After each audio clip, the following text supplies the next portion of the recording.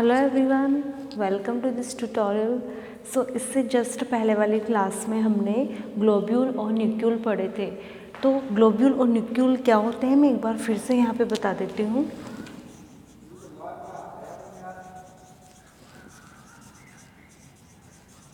Globule होता है नर जननांग व न्यूक्यूल होता है मादा जननांग।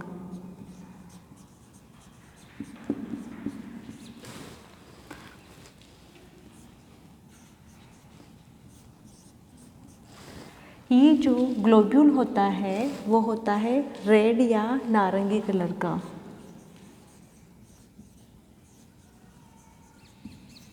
और ये होता है कलरलेस। ये होती है ओव्यूलर और ये होता है स्फेरिकल या गोल।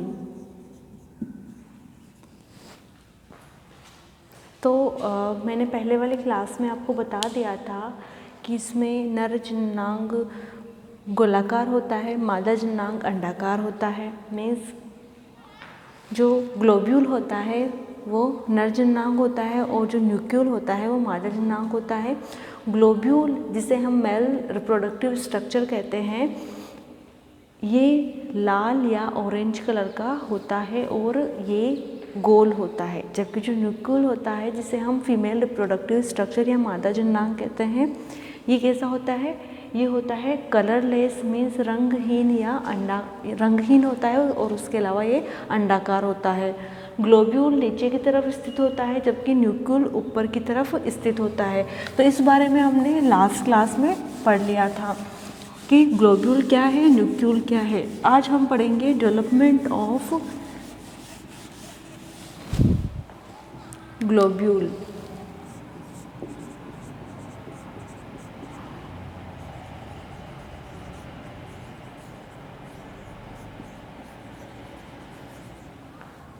ग्लोब्यूल का विकास, तो डेवलपमेंट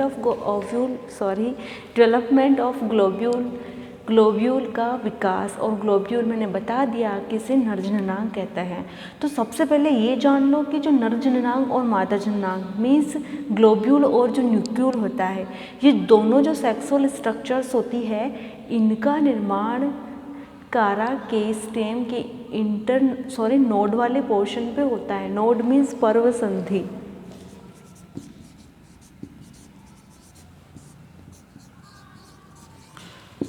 तो ये जो ग्लोब्यूल और न्यूक्यूल का निर्माण होता है, तो कॉमन थिंग ये समझ लो दोनों में कि इनका निर्माण सबसे पहले तो सीमित वृद्धि वाली शाखाओं पे होता है।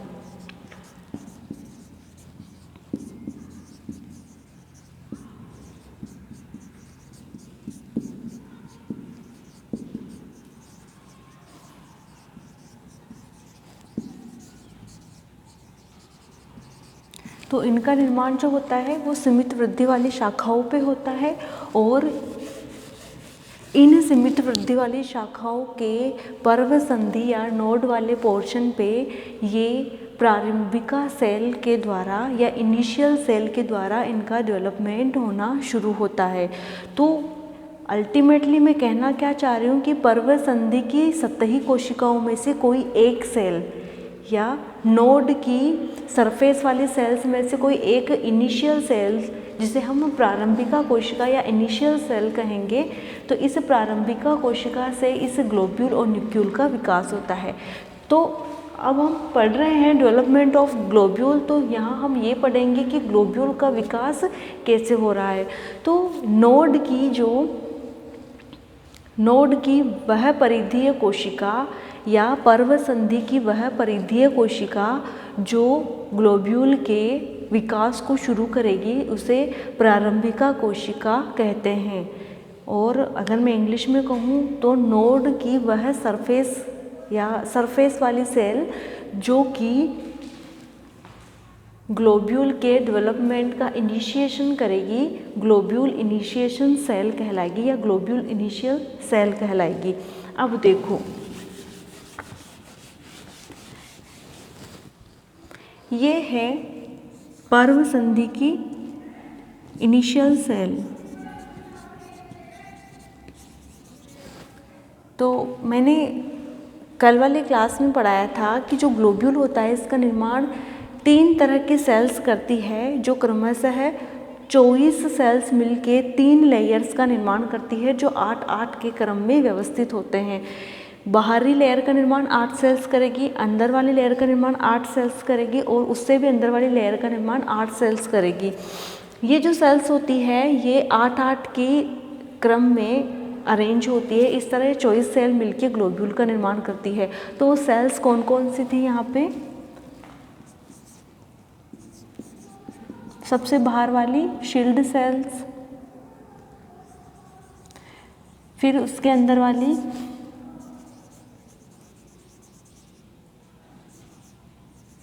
मैनोब्रियल सेल्स, फिर उसके अंदर वाली प्राइमरी कैपिटुलम सेल्स।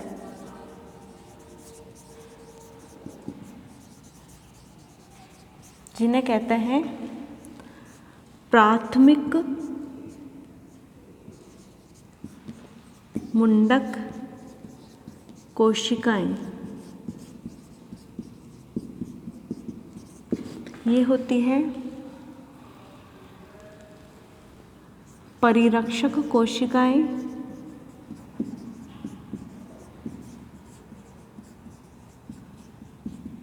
ये होती है दंडाभ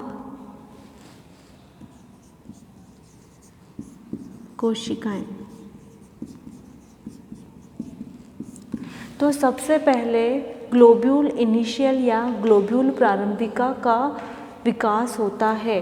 तो जो ग्लोब्यूल प्रारंभिका का विकास होता है तो वो इंटरनोड या पर्व संधि या नोड वाले पोर्शन पे एक सतही कोशिका ग्लोब्यूल इनिशियल या ग्लोब्यूल प्रारंभिका का कार्य करती है। कोई भी सेल इनिशियल तब कहलाती है जहाँ से किसी स्पेसिफिक या किसी विशेष अंग का निर्माण होना शुरू हो जाता है। तो ये जो सेल्स होती हैं ये दूसरी जो अपने पास वाली सेल्स होती है उन सेल्स की तुलना में अपना साइज बड़ा कर लेती है और अपना जो जीव द्रव्य होता है वो डेंस या गाढ़ा कर लेती है और न्यूक्लियस क्लियर कर लेती है और विभाजन शुरू करती है। तो जो ग्लोब्यूल इनिशियल सेल्स होती हैं ये एक सतही कोशिका होती है। ये ग्लोब्यूल इनिशियल सेल में फिर होता है अनुप्रस्थ विभाजन, ट्रांसफर डिवीज़न। तो इस अनुप्रस्थ विभाजन या पेरिक्लाइनल डिवीज़न से 2 सेल्स बनती है। फिर इसमें फिर से डिवीज़न होता है या फिर से विभाजन होता है, वो भी सेम एंड ट्रांसफर डिवीज़न होगा। फिर इसमें 3 सेल्स बनेगी।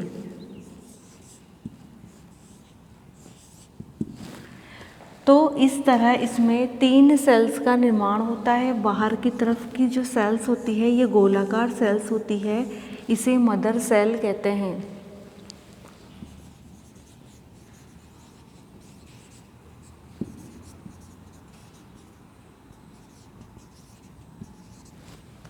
बीच वाली होती है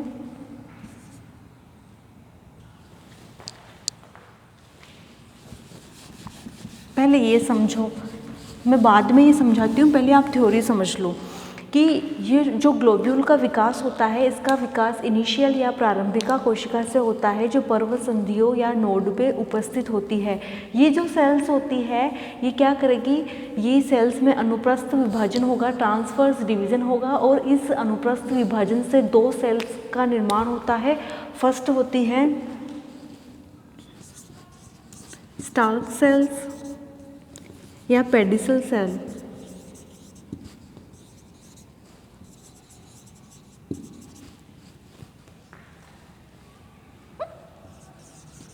और सेकंड होती है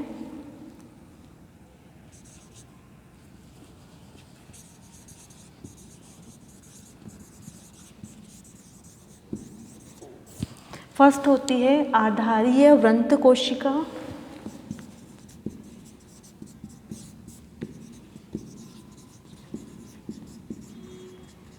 और दूसरी होती है ग्लोब्यूल मात्र कोशिका।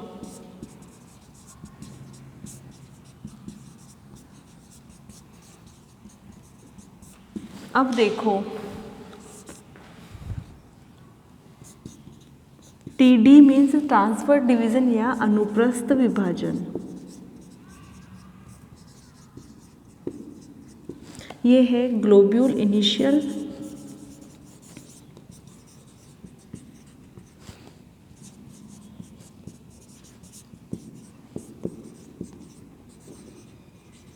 जिसे कहते हैं ग्लोब्यूल प्रारंभिका।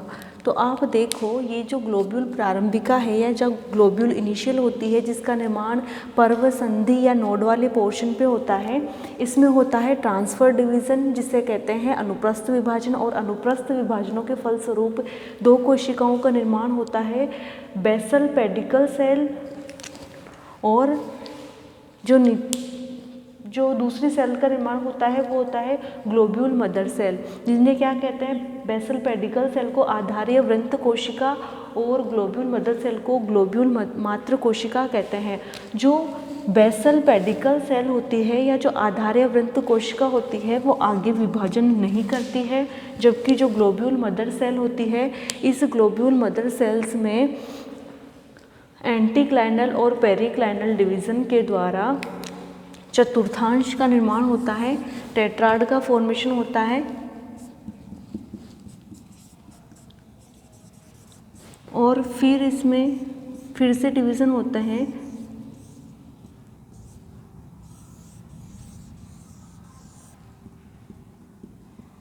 जिससे इसमें ऑक्टाड का निर्माण होता है, मीन्स अष्टांश का निर्माण होता है। तो सिंपल अगर वर्ड्स में मैं आपको समझाऊं तो जो पेडिकल सेल होती है या आधारीय वृंत कोशिका होती है वो आगे विभाजन नहीं करती, और जो ग्लोब्यूल मदर सेल या ग्लोब्यूल मात्र कोशिका होती है उसमें एंटीक्लाइनल और पेरिक्लाइनल डिवीज़न होता है, मीन्स अपनतिक और परिणतिक विभाजन होता है। और इस परिणतिक तो यूं और अपनतिक यूं, तो ऐसे डिवीज़न होता है, जिससे कि क्या होता है कि चार कोशिकाएं बनती है। तो इन चार कोशिकाओं को चतुर्थांश या टेट्राड कहते हैं। अब इन चार कोशिकाओं में फिर से विभाजन होता है और फिर से विभाजन होने के फलस्वरूप अनुप्रस्थ और अनुदैर्ध्य विभाजन होते हैं, एंटीक्लाइनल और पेरिक्लाइनल डिवीज़न होते हैं। और फिर से इन चार कोशिकाओं से फिर से 8 कोशिकाएं बन जाती है। इन चार कोशिकाओं में विभाजन हुआ, फिर 8 कोशिकाएं बनती है। इस तरह से चतुर्थांश से अष्टांश का निर्माण होता है। अष्टांश 8 कोशिकाओं का समूह, चतुर्थांश 4 कोशिकाओं का समूह। तो इन 4 सेल्स से 8 सेल्स का निर्माण होता है। फिर क्या होता है, इन जो 4 सेल्स से 8 सेल्स का यहाँ पे निर्माण हो रहा है, फिर यहाँ पे इस कंडीशन में देखो क्या हो रहा है कि इस तरह से प्रत्येक सेल में परिणतिक विभाजन होने से 8 सेल्स की 2 लेयर्स बनती है। मीन्स इसमें भी डिवीज़न होगा, इसमें भी होगा, इसमें भी होगा, इसमें भी होगा, इसमें भी होगा, इसमें भी होगा, इसमें भी होगा और इसमें भी विभाजन होगा। तो इस तरह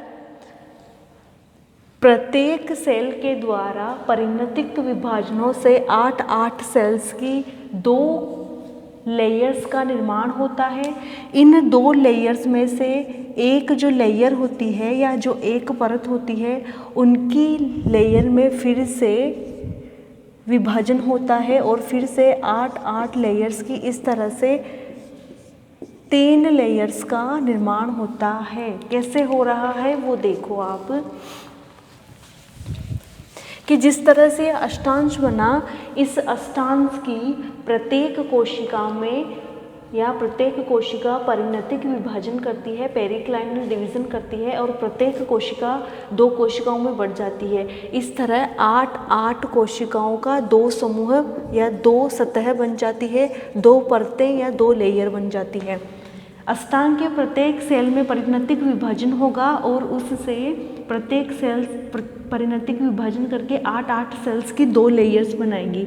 अब इस 8 सेल्स की 2 लेयर्स में से जो अंदर वाली लेयर या अंदर वाली परत होती है, उसकी सेल्स फिर से परिणतिक विभाजन करेगी और फिर से 8 कोशिकाओं की इस तरह 8 कोशिकाओं की 3 परतों का निर्माण होता है, जिसमें सबसे बाह्य परत की सेल्स को कहते हैं परिरक्षी कोशिकाएं या शील्ड सेल्स, उसके अंदर की कोशिकाओं को कहते हैं मैनुब्रियल सेल या दंडाभ कोशिकाएं, और उससे अंदर वाली सेल्स को कहते हैं प्राइमरी मुंडक कोशिकाएं। इस तरह से 8 सेल्स की 3 लेयर्स बन जाती है।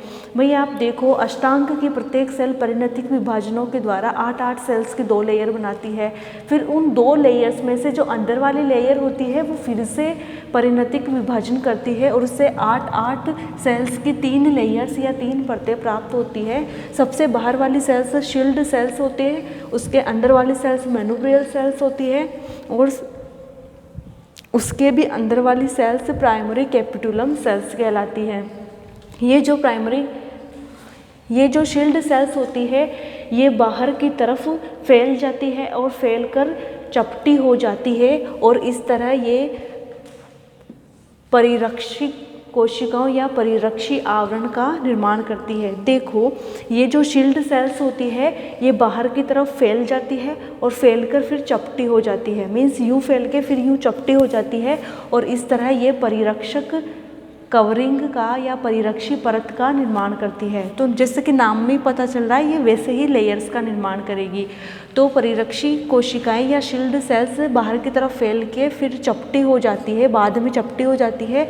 इस तरह ये परिरक्षी लेयर का या परिरक्षी आवरण का निर्माण करती है। उसके अंदर की उपस्थित 8 सेल्स जो मैनुब्रियल सेल्स कहलाती है या दंडाभ कोशिकाएं कहलाती है, ये जो दंडाभ कोशिकाएं होती है ये अरीय दिशा में इलोंगेट या दीर्घित हो जाती है। अरीय दीर्घित, रेडियल इलोंगेट। तो ये जो दंडाभ कोशिकाएं होती हैं जो परिरक्षी कोशिकाओं के अंदर की तरफ होती है, ये कोशिकाएं अरीय दिशा में दीर्घित हो जाती है और वहीं अरेंज हो जाती है, और या वहीं पे स्थित हो जाती है, अरीय दिशा में व्यवस्थित हो जाती है। और जो सबसे इनर मोस्ट लेयर होती है या जो सबसे अंतस्थ परत होती है, उस परत की सेल्स को प्राइमरी कैपिटुलम सेल्स कहती है। वो बीच में ही ऐसे की ऐसे रह जाती है। ये जो 8 सेल्स होती है ये 8 सेल ऐसे के ऐसे व्यवस्थित रह जाती है, और ये सेल्स प्राइमरी कैपिटुलम सेल्स कहलाती है, जिन्हें प्रारंभिक मुंडक कोशिकाएं भी कहते हैं। ये जो प्रारंभिक मुंडक कोशिकाएं हैं ये विभाजन करेगी, विभाजन से ये द्वितीयक मुंडक कोशिकाएं या सेकेंडरी कैपिटुलम सेल्स का निर्माण करती है। जो सेकेंडरी कैपिटुलम सेल्स या द्वितीयक मुंडक कोशिकाएं हैं ये फिर से विभाजन करेगी और टर्शरी कैपिटुलम सेल्स का निर्माण करती है या तृतीय कैपिटुलम सेल्स का निर्माण करती है, तृतीय मुंडक कोशिकाओं का निर्माण करती है। ये जो टर्शरी कैपिटुलम सेल्स है ये फिर टेट्राड या टेट्राहेड्रल कैपिटुलम सेल्स का निर्माण करती है, जिन्हें चतुर्थ मुंडक कोशिकाएं भी कहते हैं। और इस तरह ये प्राइमरी से सेकेंडरी, सेकेंडरी से टर्शरी और फिर टेट्राड, इस तरह से चतुर्थ मुंडक कोशिकाओं का निर्माण करती है या फोर्थ कैपिटुलम सेल्स का निर्माण करती है। और प्रत्येक सेल्स के द्वारा 2 से 4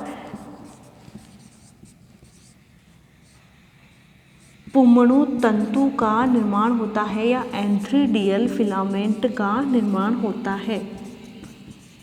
ये देखो, जो प्रत्येक अंदर जो चतुर्थ कैपिटुलम सेल्स बनी या फोर्थ कैपिटुलम जो सेल्स बनती है, जिन्हें चतुर्थ मुंडक कोशिकाएं होती हैं जो सबसे अंदर की तरफ होती हैं।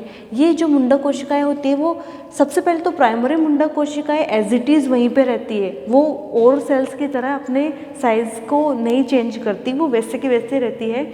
और प्राइमरी से सेकेंडरी, सेकेंडरी से टर्शरी और टर्शरी से टेट्राड का फॉर्मेशन करती है या फिर फोर्थ कैपिटुलम सेल्स का निर्माण करती है, चतुर्थ मुंडक कोशिकाओं का निर्माण करती है। प्रत्येक चतुर्थ मुंडक कोशिका जो होती है वो एंथ्रीडियल फिलामेंट या 2 से 4 पुमणु तंतु, जिन्हें एंथ्रीडियल फिलामेंट कहते हैं, का निर्माण करती है। और प्रत्येक एंथ्रीडियल फिलामेंट में विभाजन होने से स्पोर मदर सेल का या एंथ्रीडियल मदर सेल का पुमणु मात्र कोशिका का निर्माण होता है। ये जो पुमणु मात्र कोशिका होती है, ये पुमणु मात्र कोशिका से पुमणु का निर्माण होता है और इस तरह एंथ्रोजोइड्स या स्पर्म के निर्माण की क्रिया को पुमणु जनन या स्पर्मेटोजेनेसिस कहते हैं। समझो इस चीज़ को। Spore antheridial mother cell means antheridial filament से एंथ्रीडियल मदर सेल का निर्माण हो रहा है। इस एंथ्रीडियल मदर सेल्स में होता है मियोसिस या अर्धसूत्री विभाजन, जिसके फलस्वरूप स्पर्म या एंथ्रोजोइड्स का निर्माण होता है, जिन्हें पुमणु भी कहते हैं।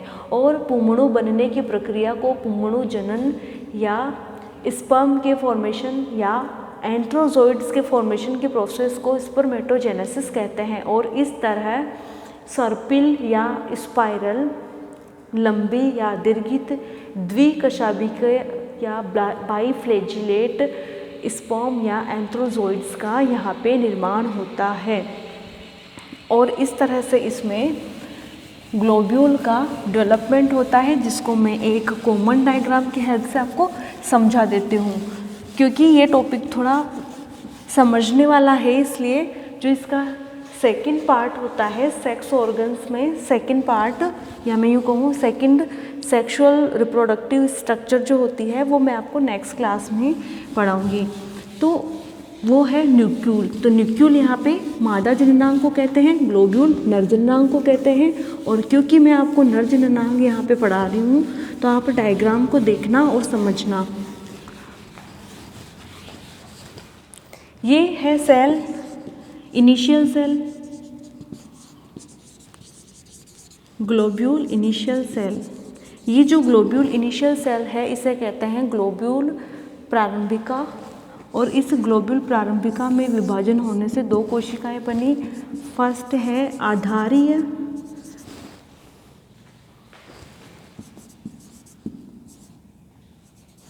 पेडिकल सेल और सेकंड है ग्लोब्यूल मदर सेल।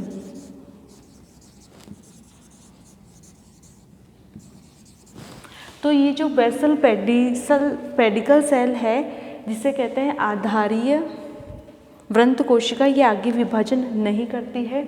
और जो ग्लोब्यूल मदर सेल है, सॉरी मैं इसको ऐसे ड्रॉ करती हूँ,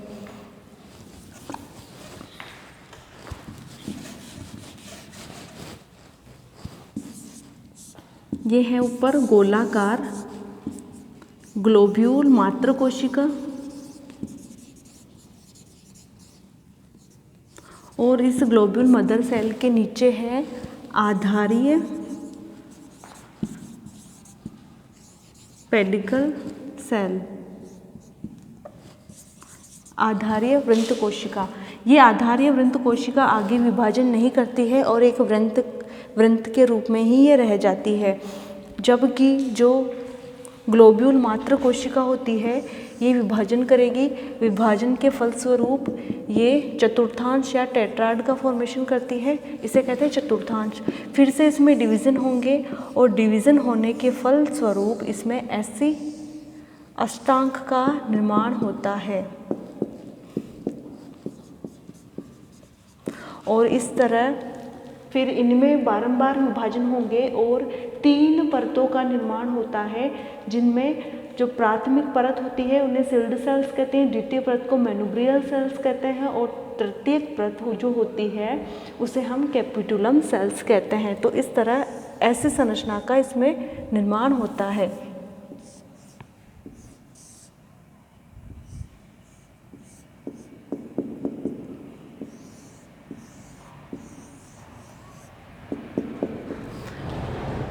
तो मैंने कहा था कि इसमें शील्ड कोशिकाएं जो होती है, ये चारों ओर रक्षी आवरण का निर्माण कर लेती है, जो बाहर की ओर फैल कर चपटी हो जाती है। तो ये जो संरचना बनेगी इसमें, वो फिर ऐसी बनेगी।